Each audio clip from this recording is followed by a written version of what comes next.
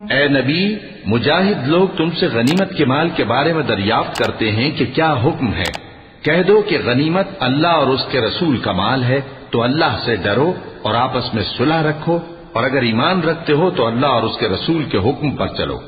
مومن تو وہ ہیں کہ جب اللہ کا ذکر کیا جاتا ہے تو ان کے دل ڈر جاتے ہیں، اور جب انہیں اس کی آیتیں پڑھ کر سنائی جاتی ہیں تو ان کا ایمان اور بڑھ جاتا ہے، اور وہ اپنے پروردگار پر بھروسہ رکھتے ہیں، اور وہ جو نماز قائم کرتے ہیں اور جو مال ہم نے ان کو دیا ہے اس میں سے نیک کاموں میں خرچ کرتے ہیں، یہی سچے مومن ہیں، اور ان کے لیے ان کے پروردگار کے ہاں بڑے بڑے درجے ہیں اور بخشش اور عزت کی روزی ہے۔ ان لوگوں کو اپنے گھروں سے اسی طرح نکلنا چاہیے تھا جس طرح تمہارے پروردگار نے تم کو تدبیر کے ساتھ اپنے گھر سے نکالا،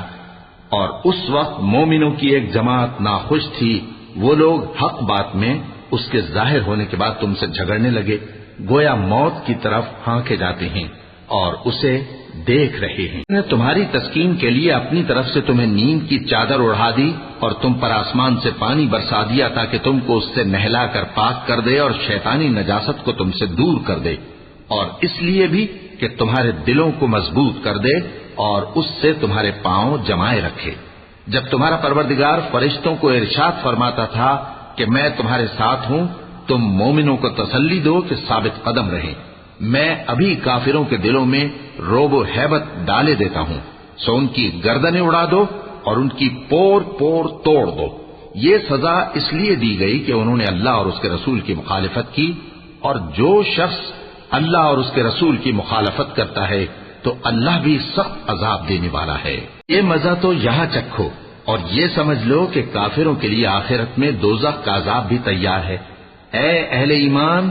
جب میدان جنگ میں کفار سے تمہارا مقابلہ ہو تو ان سے پیٹھ نہ پھیرنا، اور جو شخص جنگ کے روز اس صورت کے سوا کہ لڑائی کے لیے کنارے کنارے چلے، یعنی حکمت عملی سے دشمن کو مارے یا اپنی فوج میں جا ملنا چاہے، ان سے پیٹھ پھیرے گا تو سمجھو کہ وہ اللہ کے غضب میں گرفتار ہو گیا، اور اس کا ٹھکانہ دوزخ ہے، اور وہ بہت ہی بری جگہ ہے۔ بس تم لوگوں نے ان کفار کو قتل نہیں کیا بلکہ اللہ نے انہیں قتل کیا، اور اے نبی،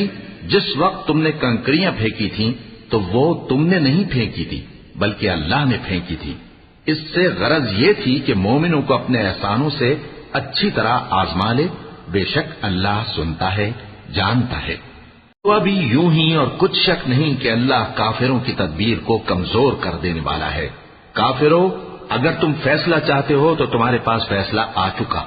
اگر تم اپنے افعال سے باز آ جاؤ تو تمہارے حق میں بہتر ہے، اور اگر پھر نافرمانی کرو گے